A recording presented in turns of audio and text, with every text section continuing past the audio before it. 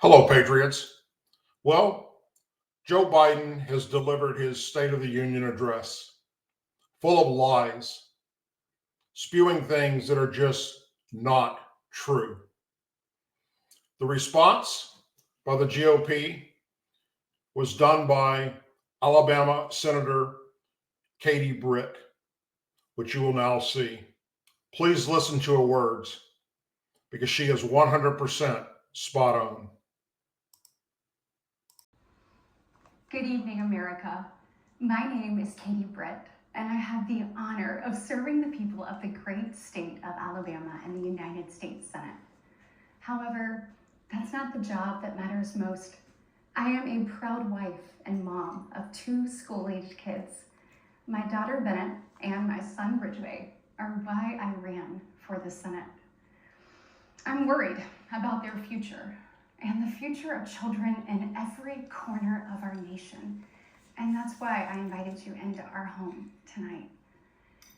Like so many families across America, my husband Wesley and I just watched President Biden's State of the Union address from our living room. And what we saw was the performance of a permanent politician who has actually been in office for longer than I've been alive.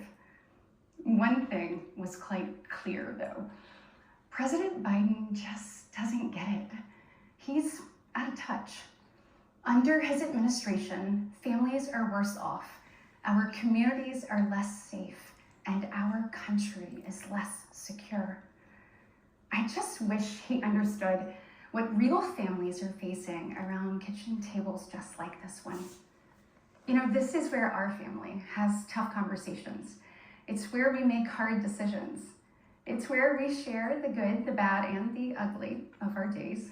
It's where we laugh together, and it's where we hold each other's hands and pray for God's guidance. And many nights, to be honest, it's where Wesley and I worry. I know we're not alone. And so tonight, the American family needs to have a tough conversation, because the truth is, we're all worried about the future of our nation. The country we know and love seems to be slipping away, and it feels like the next generation will have fewer opportunities and less freedoms than we did.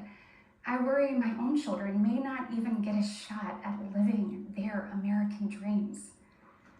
My American dream allowed me, the daughter of two small business owners from rural Enterprise, Alabama, to be elected to the United States Senate at the age of 40. Growing up, sweeping the floor at my dad's hardware store and cleaning the bathroom at my mom's dance studio, I never could have imagined what my story would entail. To think about what the American dream can do across just one generation, in just one lifetime, it's truly breathtaking. But right now, the American dream has turned into a nightmare for so many families. The true, unvarnished state of our union begins and ends with this. Our families are hurting. Our country can do better. And you don't have to look any further than the crisis at our southern border to see it.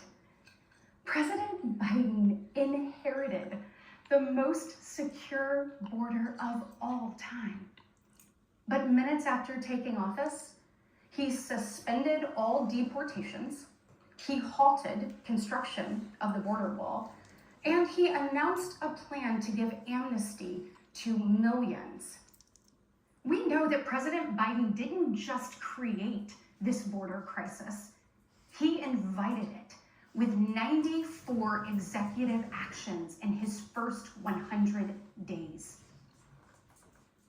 When I took office, I took a different approach.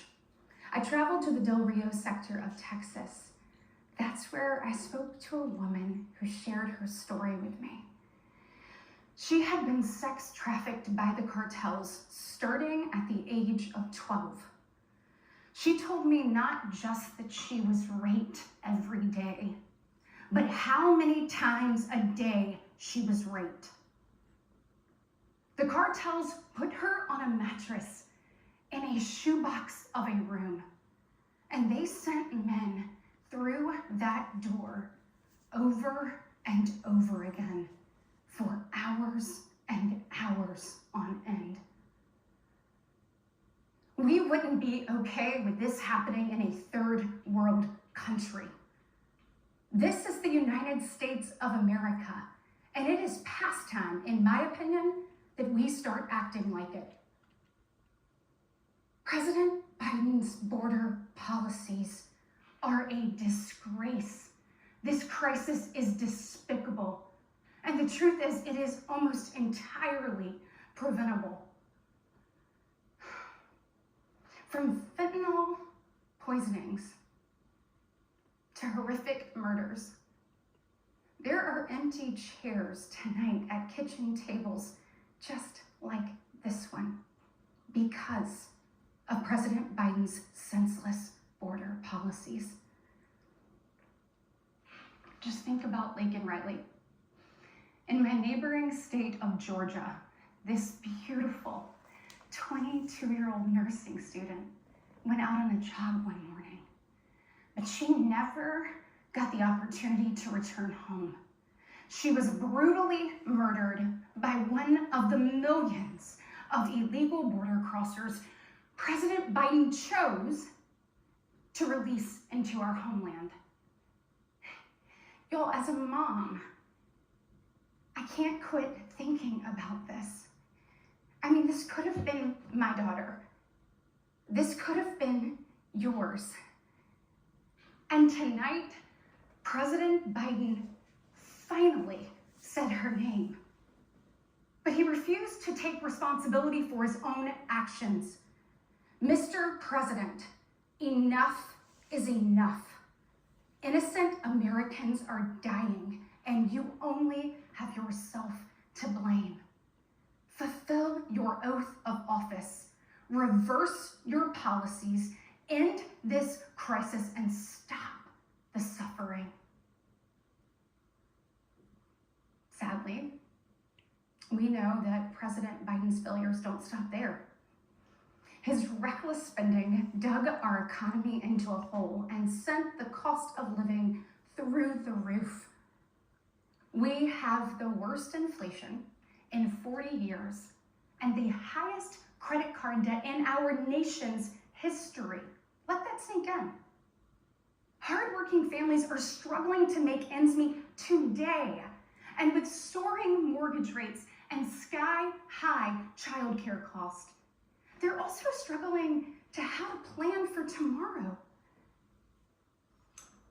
The American people are scraping by while President Biden proudly proclaims that Bidenomics is working. Goodness, y'all, bless his heart. We know better. I'll never forget stopping at a gas station in Chilton County one evening.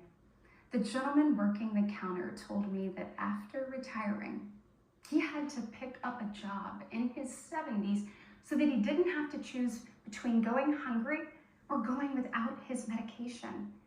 He said, I did everything right. I did everything I was told to do. I worked hard, I saved, I was responsible.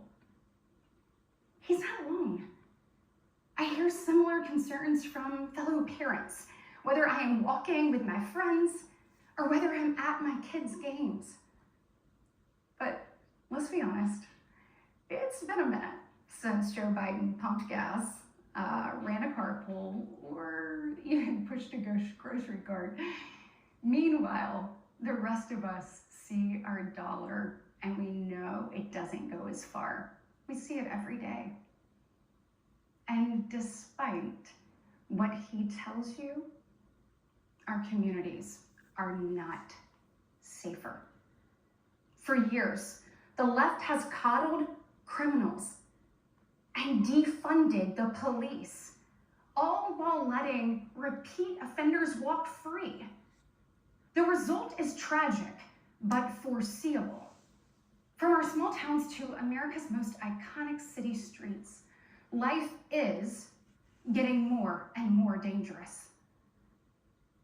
And unfortunately, President Biden's weakness isn't just hurting families here at home. He is making us a punchline on the world stage. Look, where I'm from, your word is your bond. But for 3 years, the president has demonstrated that America's word doesn't mean what it used to. From abandoning our allies in his disastrous withdrawal from Afghanistan to desperately pushing another dangerous deal with Iran. President Biden has failed. We've become a nation in retreat, and the enemies of freedom, they see an opportunity. Putin's brutal aggression in Europe has put our allies on the brink. Iran's terrorist proxies have slaughtered Israeli, Jews, and American citizens. They've targeted commercial shipping, and they've attacked our troops nearly 200 times since October, killing 3 US soldiers and 2 Navy SEALs. Meanwhile, the Chinese Communist Party is undercutting America's workers. China is buying up our farmland, spying on our military installations, and spreading propaganda through the likes of TikTok. You see, the CCP knows that if it conquers the minds of our next generation, it conquers America. And what does President Biden do? Well, he bans TikTok for government employees, but creates an account for his own campaign. Y'all, you can't make this stuff up. Look, we all recall when presidents faced national security threats with strength and resolve. That seems like ancient history. Right now, our commander-in-chief is not in command. The free world deserves better than a dithering and diminished leader. America deserves leaders who recognize that secure borders, stable prices, safe streets, and a strong defense are actually the cornerstones of a great nation. Just ask yourself, are you better off now than you were 3 years ago? There's no doubt we're at a crossroads, and it doesn't have to be this way. We all feel it. But here's the good news. We, the people, are still in the driver's seat. We get to decide whether our future will grow brighter or whether we'll settle for an America in decline. Well, I know which choice our children deserve, and I know the choice the Republican Party is fighting for. We are the party of hard-working parents and families, and we want to give you and your children the opportunities to thrive. And we want families to grow. It's why we strongly support continued nationwide access to in vitro fertilization. We want to help loving moms and dads bring precious life into this world. Wesley and I believe there is no greater blessing in life than our children. And that's why tonight, I want to make a direct appeal to the parents out there, and in particular to my fellow moms, many of whom I know will be up tossing and turning at 2 a.m., wondering how you're going to be in 3 places at once and then somehow still get dinner on the table. First of all, we see you, we hear you, and we stand with you. I know you're frustrated. I know you're probably disgusted by most of what you see going on in Washington, and I'll be really honest with you, you're not wrong for feeling that way. Look, I get it. The task in front of us isn't an easy one, but I can promise you one thing. It is worth it. So I am asking you, for the sake of your kids and your grandkids, get into the arena. Every generation has been called to do hard things. American greatness rests in the fact that we always answer that call. It's who we are. Never forget, we are steeped in the blood of patriots who overthrew the most powerful empire in the world. We walk in the footsteps of pioneers who tamed the wild. We now carry forward the same flame of freedom as the liberators of an oppressed Europe. We continue to draw courage from those who bent the moral arc of the universe. And when we gaze upon the heavens, never forget that our DNA contains the same ingenuity that put man on the moon. America has been tested before, and every single time we've emerged unbowed and unbroken. Our history has been written with the grit of men and women who got knocked down. But we know their stories because they did not stay down. We are here because they stood back up. So now it's our turn, our moment to stand up and prove ourselves worthy of protecting the American dream. Together, we can reawaken the heroic spirit of a great nation. Because America, we don't just have a rendezvous with destiny. We take destiny's hand and we lead it. Our future starts around kitchen tables just like this, with moms and dads just like you. And you are why I believe with every fiber of my being that despite the current state of our union, our best days are still ahead. May God bless you, and may God continue to bless these United States of America.